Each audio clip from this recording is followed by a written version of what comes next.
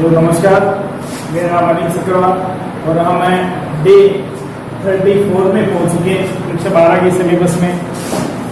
और आप मेरे साथ जुड़े हुए हैं मेरे यूट्यूब चैनल पर फिजिक्स बाय अनिल सिकरवाल। अब हम देख रहे हैं इसके अंदर काफ़ी टॉपिक्स पढ़ने के बाद में संधारित्र जो है उसके बारे में हम बात कर रहे हैं।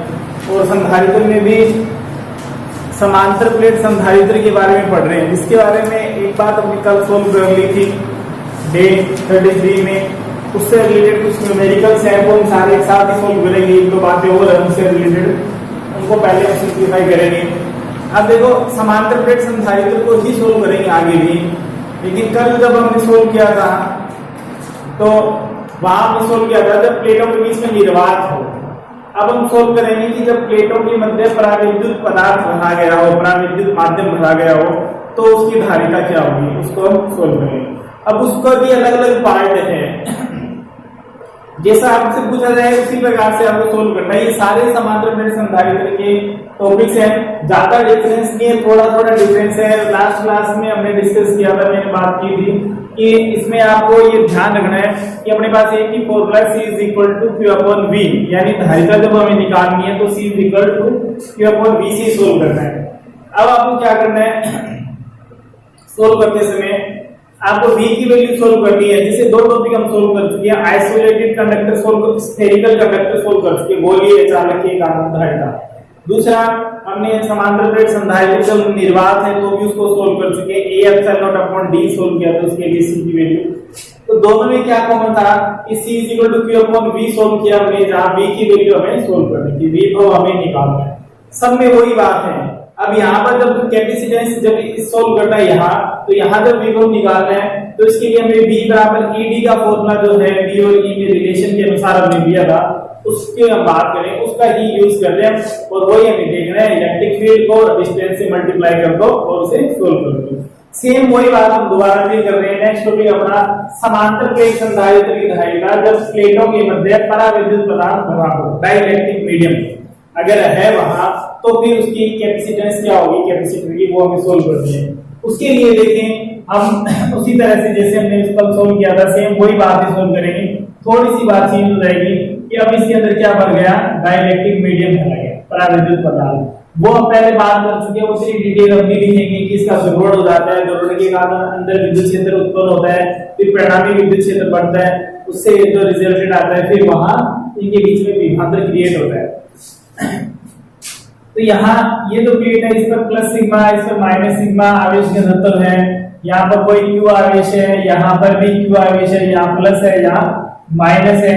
ये जो प्लेट है वो प्लस आवेश से आवेशित है और ये जो प्लेट है वो माइनस आवेश है। यानी जो बातें हमने पिछली क्लास में लिखी थी उसी के अकॉर्डिंग आपको एग्जीक्यूट करना है, और वो भी देखने की जरूरत नहीं है। हम वैसे भी देख सकते हैं कि माना दो समांतर चालक प्लेटें हैं जिनका क्षेत्रफल समान है और इनके बीच की दूरी जो है वो d है। अब इसके अंदर हमने क्या कर दिया, कोई मीडियम रख दिया, कोई पराविद्युत मीडियम रख दिया, तो मीडियम रख दिया। अब ये जो है इसके लिए कंडीशन है जो महत्वपूर्ण है वो क्या है कि ये पूर्णतः भरा हो।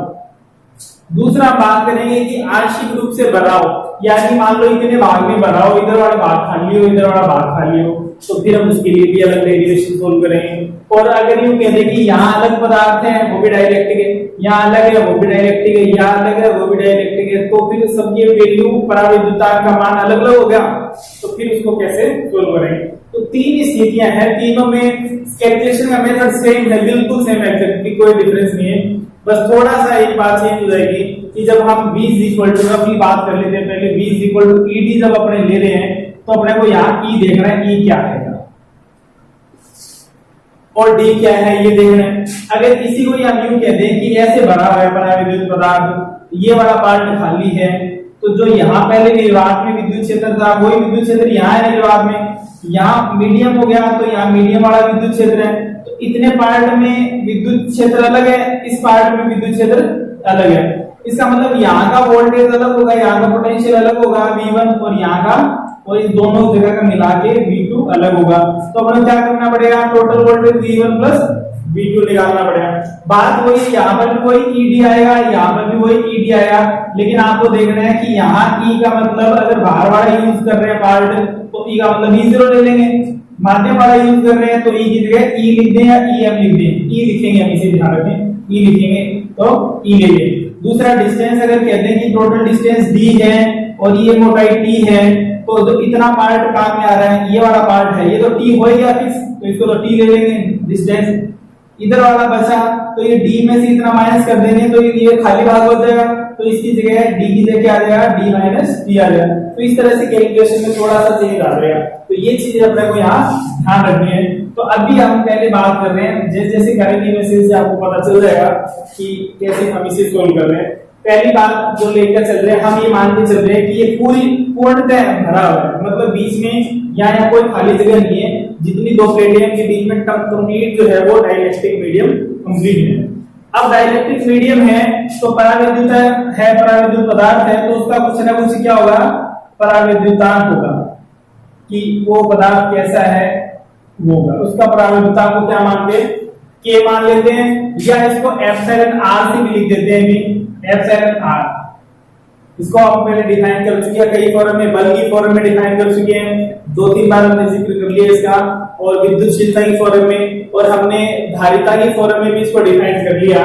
टॉपिक के अंदर एक टॉपिक हमने किया था गोलीय चालक धारिता, उसके अंदर तो इसको इस तरह से डिफाइन कर सकते हैं, epsilon r is equal to epsilon 0 upon epsilon, epsilon का मतलब एप्सिलॉन एन, ठीक है, बल के रूप में ये। और दूसरी बात जो यहाँ काम में लेंगे इसको तीव्रता के रूप में, बुक्स में इसको ज्यादातर राजस्थान बोर्ड की बुक्स में इसको एप्सिलॉन आर से लिखते हैं, तो आप ध्यान रखिए अगर एग्जाम में आ जाए तो के लिखा हुआ नहीं मिलेगा आपको, मोस्टली जो है वो एप्सिलॉन आर लिखा हुआ मिलेगा, तो आप चाहें तो एप्सिलॉन आर लिखने की अभी डाल सकते हैं। दूसरी बात हम बात करते हैं, यहाँ मैंने दोनों लिख दिए, के और एप्सिलॉन आर दोनों मतलब एक ही। दूसरी बात, इस पराविद्युतांक को विद्युत क्षेत्र की फॉर्म में भी डिफाइन किया जा सकता है, जैसे हम इसको तीव्रता की फॉर्म में, इसको सॉरी बल की फॉर्म में डिफाइन करते हैं, और ये विद्युतशीलता की फॉर्म में डिफाइन करते हैं, धारिता की फॉर्म में डिफाइन करते हैं, उसी तरह से इसको डिफाइन किया जा सकता है इसकी फॉर्म में, विद्युत क्षेत्र की फॉर्म में, ठीक है, विद्युत क्षेत्र की फॉर्म में भी इसको डिफाइन कर सकते हैं।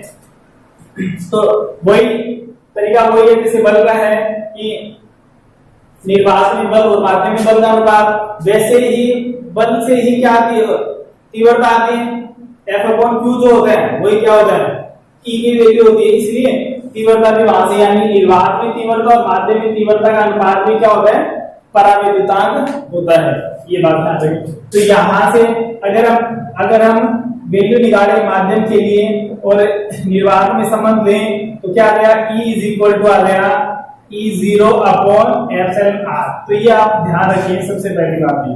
दूसरी बात जो चीज एज्यूम की है वो आप लिखिए कि माना प्लेट समांतर प्लेट संचालित है।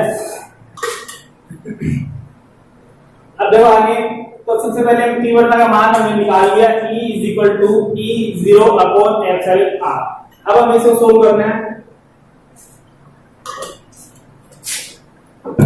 सेम उसी तरह से आप ले लें पहले तो, कि माना समांतर प्लेट संधारित्र है जिनकी प्लेटों का क्षेत्रफल a, इनके मध्य की दूरी d तथा इन पर आवेश घनत्व सिग्मा है, सिग्मा मतलब प्लस सिग्मा माइनस सिग्मा, इनके मध्य एक पराविद्युतांक k या एप्सिलॉन r का पदार्थ भरा गया है। तो ये बात आप ध्यान रखें, माना क्या, बाकी बात आप लिख लें अपने तरीके से, प्लेटों के मध्य एप्सिलॉन r पराविद्युतांक का पदार्थ भरा गया है। अब देखो इसके लिए धारिता, अब समांतर प्लेट संधारित्र की धारिता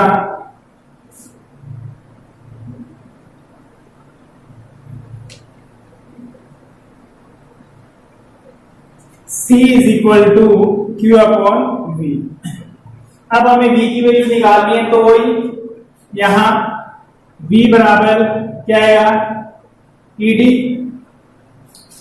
अब देखो अपने पास जो वैल्यू है किसकी,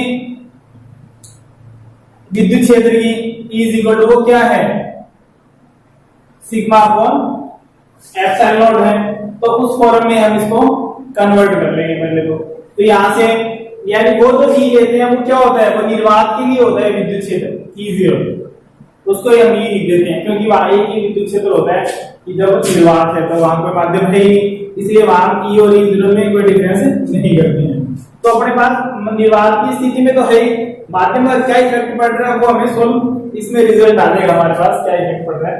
तो यहाँ से इसको कन्वर्ट कर लें, ई की जगह क्या लिख सकते हैं, E0 अपॉन एप्सिलॉन आर। तो समीकरण 1 से वैल्यू पुट कर दे V is equal to E0 upon epsilon r into B। कहां से लिया ये मान रखा हमने समीकरण 1 से, जो भी वैल्यू पुट करते हैं वो ब्रैकेट में आप लिख दिए ताकि पता रहे कैसे लिखा है। अब E0 की जो वैल्यू है वो क्या है, सिग्मा अपॉन एप्सिलॉन नॉट। तो V इज इक्वल टू आ गया sigma upon epsilon not into epsilon r into D। ये आ गया। अब अपने को किस फॉर्म में कन्वर्ट करना है, हमेशा V का जो मान है वो Q की फॉर्म में कन्वर्ट करना है। सिग्मा इज इक्वल टू क्या होता है, Q अपॉन A, आवेश घनत्व प्लेट का आवेश घनत्व, इसलिए इसकी जगह पुट कर देंगे Q अपॉन A। तो V इज इक्वल टू आ गया Q D upon A epsilon not into epsilon R। ये वैल्यू आ गई। अब ये समीकरण 3 जो है इसका मान आप पुट कर दें, इसमें समीकरण नंबर 2 में पुट कर दें, तो फाइनल रिजल्ट आ जाएगा आपके पास समीकरण 3 का मान 2 में रखने C इज इक्वल टू आ गया Q upon Q D upon A epsilon not into epsilon r. तो ये कैंसिल आउट हो गया Q से Q, तो ये आ गया C is equal to A epsilon not D into epsilon R, sorry epsilon not epsilon R upon D। ये वैल्यू आ गई समीकरण नंबर 4। तो ये इसका फाइनल रिजल्ट है कि अगर धारिता किसके लिए है, माध्यम के लिए है, आप इसे चाहें तो CM भी लिख सकते हैं। ये आप ध्यान रखें, यहाँ किसके लिए ये धारिता, जब माध्यम रख दिया, माध्यम परावैद्युतांक पदार्थ रख दिया, तो उसके लिए धारिता का मान है ये C equal to epsilon not epsilon R upon D। अब इसको देखो कंपैरिजन भी किया जा सकता है यहाँ से कि तुलनात्मक अगर बात की जाए, जैसे हमारे पास पहले ये फॉर्मूला सभी भी निकाल सकते हैं, हमने गोलीय चालक भी निकाल लिया, फिर भी हम यहाँ पे बात कर लेते हैं कि अगर निर्वात की स्थिति में क्या थी धारिता, निर्वात की स्थिति में धारिता क्या थी, C0 is equal to C0 लिख देते हैं इसे, ये थी। अब देखो A epsilon not upon D तो आ ही रहा है इसके अंदर, A epsilon not upon D जो किसके बराबर है, C0 के बराबर है। अतः समीकरण 4 से, अतः वैसे इसकी जरूरत नहीं है, ये ध्यान रखिए समीकरण 4 से डेरिवेशन में आपको ये बात नहीं करनी है, अगर पूछा जाए तो C इज इक्वल टू आ जाएगा C0 into epsilon are. Competition के लिए ये बहुत महत्वपूर्ण चीजें हैं, ऐसे जो रिजल्ट्स हैं वही पूछे जाते हैं, खासकर सेकंड ग्रेड फर्स्ट ग्रेड जैसे एग्जाम्स होते हैं जो कंपटीशन के, उनके अंदर खासकर ऐसे रिजल्ट्स बहुत कम आते हैं, तो वहां इनसे क्वेश्चन पूछा जाता है। तो यहाँ से epsilon r is equal to क्या आ गया, C अपॉन C0। C का मतलब माध्यम के लिए धारिता, यहाँ C क्या है, यहाँ C माध्यम, कौन सा माध्यम, परावैद्युतांक माध्यम के लिए धारिता, और C0 क्या है, किसके लिए, निर्वात के लिए धारिता।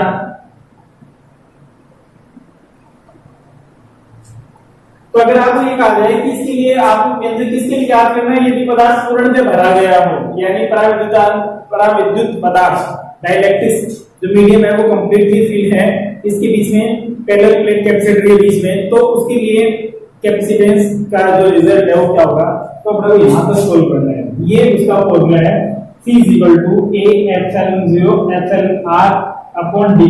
अब देखो यहाँ इसको एक इक्वेशन में कन्वर्ट कर सकते हैं हम कि एप्सिलॉन 0 एप्सिलॉन R किसके बराबर होता है, एप्सिलॉन, देखो एप्सिलॉन R जो है वो किसके बराबर होता है, एप्सिलॉन M अपॉन एप्सिलॉन 0। ये परिभाषा पहले पढ़ चुकी है परावैद्युतांक की, इसमें कूलाम के नियम में हमने ये प्रूफ किया था इसके लिए। तो एप्सिलॉन M की वैल्यू क्या आ गई, यहाँ से एप्सिलॉन की वैल्यू आ गई एप्सिलॉन r इंटू एप्सिलॉन 0 और ये लिखा है यार, अतः क्या लिख सकते हैं इसे c is equal to a epsilon लिख दो या एप्सिलॉन m लिख दो। एक ही बात है, भी ध्यान रखना एप्सिलॉन और एप्सिलॉन m दोनों का मतलब एक ही है, ये बात है।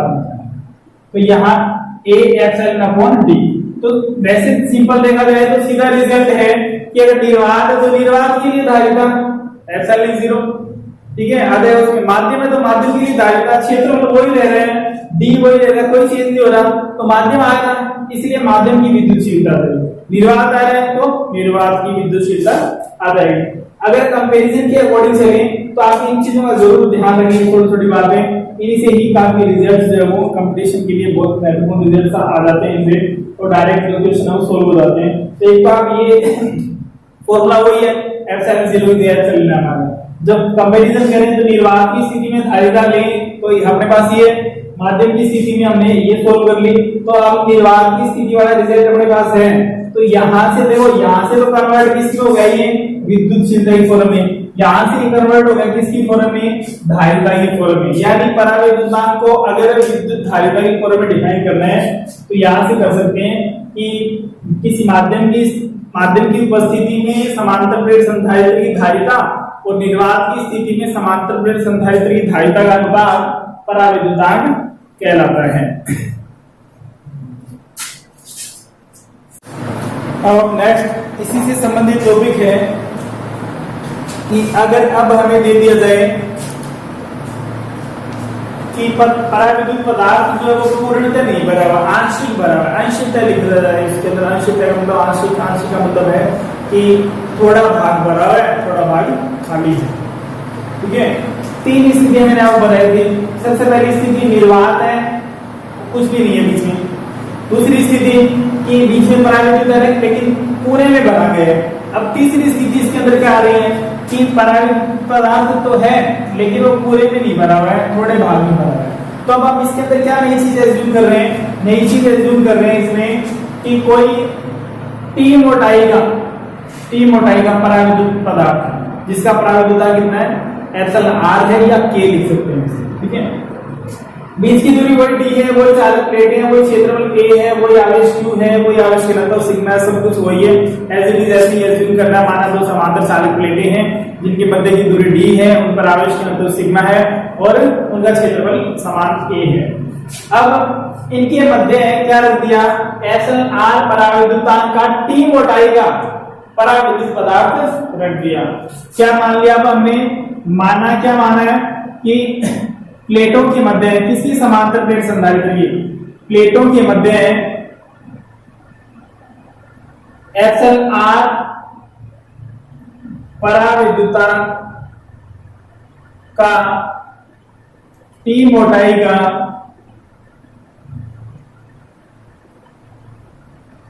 परावैद्युत पदार्थ भरा हुआ है। अब देखो कंपैरिजन करने के लिए हम इसे निर्वात से कंपैरिजन करेंगे, ठीक है, निर्वात से। तो निर्वात वैसे पहले तो हमने माध्यम का किया था, वो भी निर्वात से किया था। निर्वात का जो बेसिक फॉर्मूला हो गया वो A/d हो गया, उससे हम कंपैरिजन करके देख सकते हैं कि उसकी तुलना में क्या प्रभाव पड़ रहा है और कम है या ज्यादा है। दूसरा क्वेश्चन को ये भी पूछ लेते हैं कि अगर परावैद्युतांक पदार्थ भरा जाता है, क्यों भरा जाता है, क्योंकि धारिता जो होती है परावैद्युत पदार्थ प्लेटों के मध्य रखने पर समांतर प्लेट संधारित्र की धारिता पहले की तुलना में अधिक हो जाती है, इसीलिए परावैद्युत पदार्थ जो है वो भरा जाता है। तो ये बात भी आप ध्यान रखें, इसको हम प्रूव भी कर सकते हैं कि कैसे ये इसका मान ज्यादा कैसे हो गया है जो जब हम इसके मध्य प्लेटों के मध्य परावैद्युत पदार्थ रख देते हैं।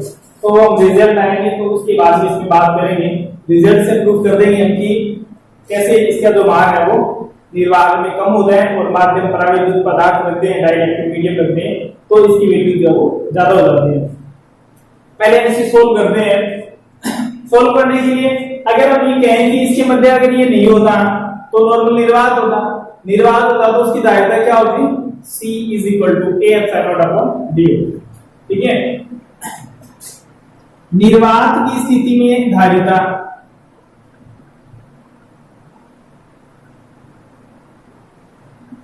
क्योंकि जब कंपैरिजन करना है तो इसी से करना है, इसलिए पहले लिख देते हैं हम इसे C is equal to A epsilon not upon D. आप इसे C0 भी लिख सकते हैं, आप ध्यान रखें C का मतलब क्या है, C0 से ले समीकरण नंबर 2। ये बात तो कॉमन है कि इसे बल के रूप में डिफाइन करते हैं, वैसे विद्युत क्षेत्र की तीव्रता के रूप में भी डिफाइन किया जा सकता है। Epsilon r is equal to क्या होगा E0 अपॉन E। E का मतलब EM से माध्यम से। अब देखो अब हमें करना क्या है, वो ये धारिता माध्यम की स्थिति में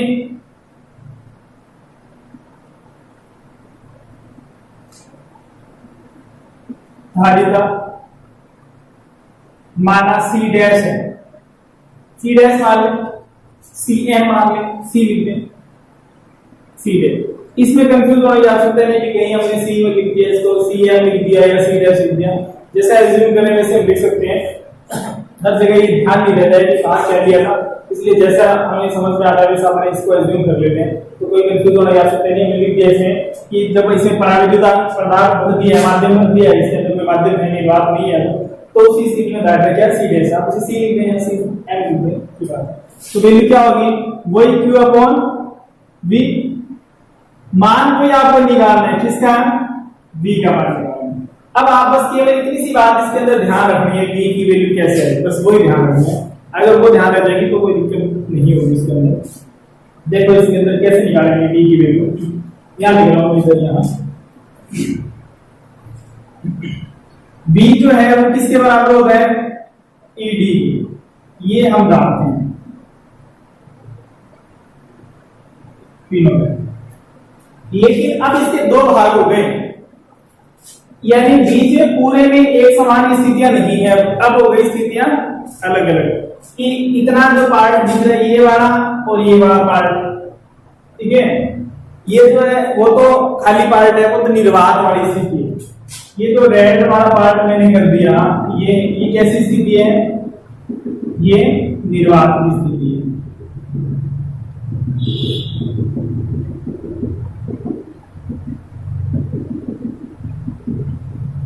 और ये बीच वाला जो पार्ट है वो कैसी स्थिति है, वो माध्यम की स्थिति है। तो माध्यम के लिए इसके लिए पराविद्युता अलग है, निर्वात के लिए अलग, निर्वात की विद्युतशीलता अलग है, इसकी विद्युतशीलता अलग है, इसलिए रिजल्ट भी दोनों के अलग अलग। अब देखो इसके लिए विभव का formula V is equal to क्या है, ईडी। ई क्या है इसके अंदर, ई है, और डी क्या है, डी टी है इसके अंदर। डिस्टेंस कितनी है, कितनी मोटाई में ये जो विद्युत क्षेत्र है ये वो कितनी मोटाई में है, माध्यम का जो विद्युत क्षेत्र है वो कितनी मोटाई में है, वो इस मोटाई में, टी मोटाई में। तो डिस्टेंस इसके लिए हो गई टी। इसका मतलब V इज इक्वल टू क्या आ गया, एक पर E इंटू टी। दूसरी बात प्लस, अब ये भी इतने का होगा, ये जो बाकी रेड पार्ट बच रहे हैं, खाली पार्ट जो बच रहे हैं निर्वात का, ये भी हमें क्या करना है, इसमें ऐड करना है। ऐड करना है तो यहाँ इस भाग में जो विद्युत क्षेत्र वो कितना है, E0 है, E0, और दूरी कितनी है, ये कंप्लीट D है, और इसमें से क्या माइनस कर दे, T माइनस कर दे, तो बाकी जो बची है वो डिस्टेंस आ जाएगी, इसलिए ये क्या आ जाएगी, D माइनस T। ये बस ये एक अलग बात है इसके अंदर थोड़ी सी, जो V की वैल्यू हमें निकालनी है, उसके अलावा कुछ भी नहीं है। बाकी सारी कैलकुलेशन एज इट इज है, वही रिजल्ट आएंगे, वैसी सब चीजें सोल्व होंगी। फॉर्मूले रिजल्ट भी हमारे पास T और D की फॉर्म में आ जाएंगे। पहले अकेला D था तो D की फॉर्म में आ गया था रिजल्ट, अब T भी है, जो T क्या होगी, मोटाई होगी पदार्थ की, और D क्या होगी, डिस्टेंस बिटवीन द प्लेट्स। तो दोनों ही जो वैल्यू है वो रिजल्ट में इंक्लूड करेंगे।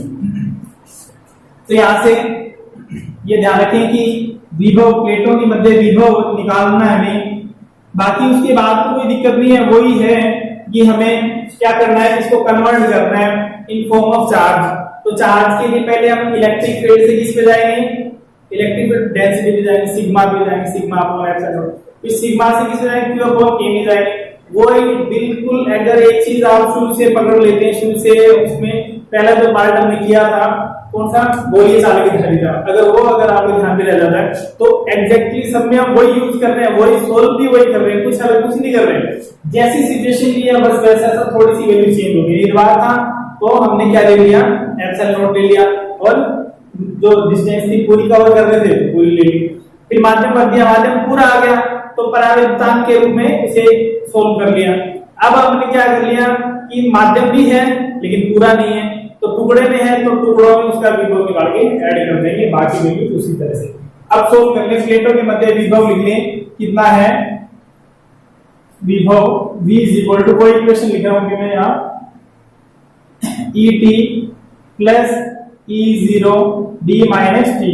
अब अपने को पता है कि E0 की जो वैल्यू है वो क्या होती है, E0 की वैल्यू होती है सिग्मा अपॉन एप्सिलॉन नॉट। तो हमें इसको भी E0 में कन्वर्ट करना पड़ेगा। इसको E0 में कन्वर्ट करने के लिए ये इक्वेशन हमारे पास E is equal to E0 upon epsilon r, तो यहां लिख देंगे E0 upon epsilon r into t plus E0 d minus t।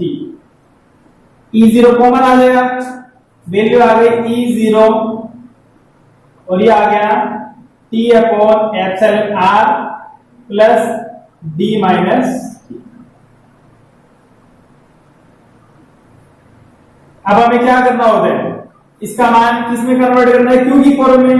तो E0 इज इक्वल टू क्या आ गया, सिग्मा अपॉन क्यू, और E0 is equal to sigma की जगह क्या रखोगे, Q upon A epsilon not, तो वही आ गया। तो यहां वैल्यू पुट कर दें, v is equal to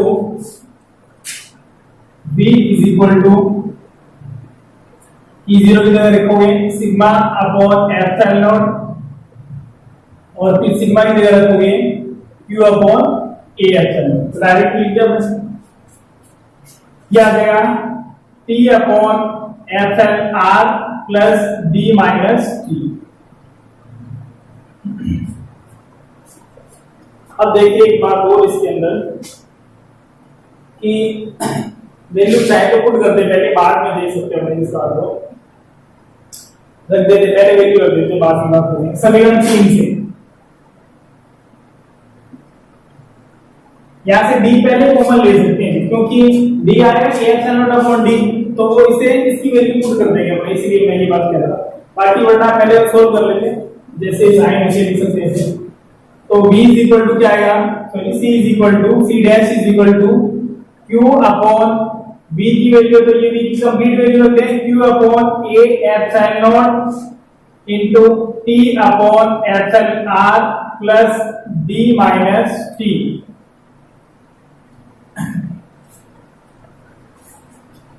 Q से Q कैंसिल आउट हो गया, ऊपर से लिखिए value C dash is equal to A epsilon not upon, अब देखो A एप्सिलॉन नॉट अपॉन अगर D हो तो उसकी जगह क्या लिख सकते हैं C0, तो कंपैरिजन हो जाएगा निर्वात में और उसमें आधे में। अदरवाइज फॉर्मूला ले, कंप्लीट फॉर्मूला ले तो भी आ जाएगा। तो हमने यहां से D को बाहर निकाल लें, तो D को निकाल लिया हमने बाहर, तो क्या आ जाएगा T अपॉन D को कॉमन ले लिया तो यहां डिवाइड में आ जाएगा T upon D into epsilon R plus क्या हो जाएगा 1 माइनस T अपॉन D। तो ये जो फॉर्मूला है ये इसका आ गया फाइनल फॉर्मूला। वैसे देखा जाए तो अगर हमें रिजल्ट चाहिए न्यूमेरिकल क्वेश्चन वैसे इसमें से नहीं पूछा जाता है क्योंकि कैलकुलेशन ज्यादा टिपिकल हो जाती है, इसलिए ज्यादा टिपिकल कैलकुलेशन जो एग्जाम बोर्ड एग्जाम के न्यूमेरिकल्स में नहीं दी जाती, यानी वहां अपनी कैलकुलेशन चेक नहीं की जाती है कि अपने गुणा भाग करने आते हैं नहीं आते हैं, वहां नॉलेज चेक किया जाता है, इसलिए आपको कैलकुलेशन में नहीं उलझाया जाएगा। इसलिए ऐसे जो फॉर्मूले उनसे जो क्वेश्चंस हैं वो नहीं आते हैं वहां।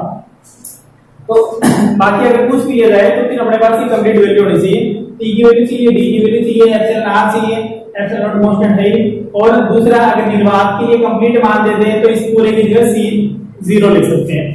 अब हमें पता है कि a epsilon not upon d जो है वो किसकी बराबर है, c0 के बराबर है।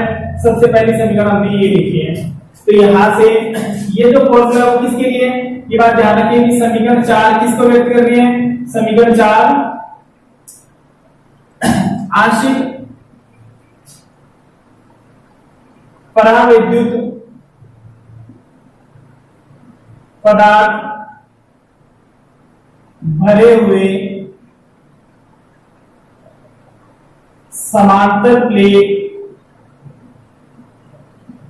संधारित्र की धारिता को व्यक्त करती है। समीकरण 4 से अब वापिस आप क्या लिख सकते हो, थोड़ा सा और लिखिए, वैसे आप अगर प्रूव करना हो तो यहां तक ही करना है। समीकरण 4 से ये पूरी जो वैल्यू है वो किसके बराबर है, c0 के बराबर, तो c dash is equal to आ गया c0 upon t upon d into epsilon r plus 1 minus t upon d। इसको कैसे लिख देंगे आगे पीछे कि 1 minus t upon d plus d upon d into epsilon r, इस तरह से लिख दें तो कोई खास बात नहीं है, कैसे लिख दिया आपने, ऐसे लिख देते हैं। चलो 1 minus t upon d plus t upon d into epsilon r, ये इसका फाइनल फॉर्मूला है। अब एक स्पेशल केस और ले लेते हैं कि जैसे अगर ये कहते हैं कि आपको कि अगर आंशिक रूप से पराविद्युत पदार्थ बना हुआ है समांतर प्लेट संधारित्र के मध्य प्लेटों के मध्य है, तो इसके लिए धारिता का व्यंजक याद कीजिए, तथा यदि यहाँ आंशिक के बजाय पूर्णतः भरा होता है तो दोनों में क्या डिफरेंस होता है, या पराविद्युत पदार्थ रखने पर क्या प्रभाव पड़ता है, यह भी सिद्ध कीजिए। तो इसके लिए हम एक कंडीशन ले सकते हैं यहाँ, स्पेशल केस अगर ले, यदि क्या हो सकता है यहाँ, यदि पदार्थ पूर्णतः भरा हो, पदार्थ पूर्णतः भरा हो, पदार्थ का मतलब कंप्लीट नहीं लिखा मैंने, ध्यान रखना कोई पराविद्युत पदार्थ की बात कर रहे हैं, पूर्णतः भरा हो तो क्या हो जाएगा, तो t बराबर क्या होगा, d होगा। इसे समीकरण 5 दे देते हैं, तो समीकरण 5 से क्या रिजल्ट आएंगे देखें, इसको मैं मिटा रहा हूं, आगे लिखूंगा।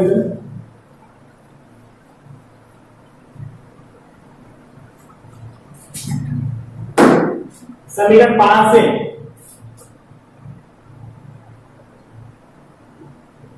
क्या रिजल्ट आएंगे, c dash is equal to c0 upon 1 minus t और d बराबर हो गए, तो t की जगह क्या रख देंगे, d रख दें, प्लस यहां भी क्या रख दें, d और d एप्सिलॉन r, तो ये तो कैंसिल आउट हो गया, ये भी कैंसिल, ये क्या होगा 1 माइनस 1 0, यहां क्या बचा, c dash is equal to बचा c0 upon 1 upon epsilon r बचा, तो इसे क्या लिख सकते हैं, c0 इनटू एप्सिलॉन r लिख सकते हैं, तो c dash is equal to क्या आ गया, c0 into epsilon r, epsilon ये वैल्यू आ गई।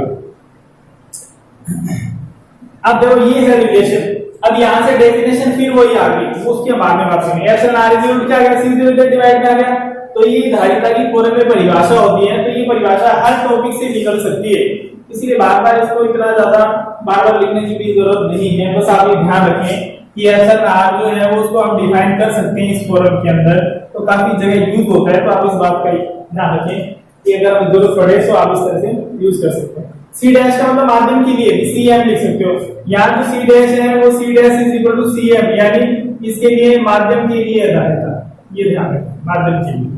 अब देखो रिजल्ट की बात कर रहे थे कि पराविद्युत पदार्थ रखने पर धारिता पर क्या प्रभाव पड़ता है, तो एक बात तो ये ध्यान रखना कि पराविद्युतांक का जो मान है, पराविद्युतांक का मान सभी पदार्थों के लिए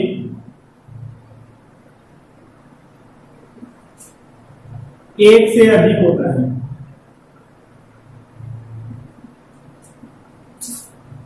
epsilon r is always greater than by, एक से ज्यादा होगा। अब रिजल्ट पता चल गया होगा, तो एक से ज्यादा होगा, एक से ज्यादा होगा, एक से बड़ी वैल्यू को अगर किसी संख्या से गुणा करें तो उसके रिजल्ट क्या हो जाता है, पहले की तुलना में ज्यादा हो जाता है। 5 है, 5 से 1.5 से गुणा करेंगे तो क्या आ जाएगा, 7.5। इसीलिए इसी तरह से यहां पर भी क्या होगा, अगर निर्वात में धारिता जो है वो मान लो 5 माइक्रोफैरड है, इसकी वैल्यू 1.2 है, तो 5 से तो ज्यादा आएगा रिजल्ट। इसका मतलब क्या होता है, पराविद्युत पदार्थ रखने पर धारिता का मान बढ़ जाता है। तो यहां से प्रूफ होता है, अगर करना हो तो इस बात से प्रूफ करना है तो आपको ये लाइन लिखनी है कि पदार्थों के लिए, इसके लिए पराविद्युतांक का जो मान है वो 1 से अधिक होता है, अतः पराविद्युत पदार्थ प्लेटों के मध्य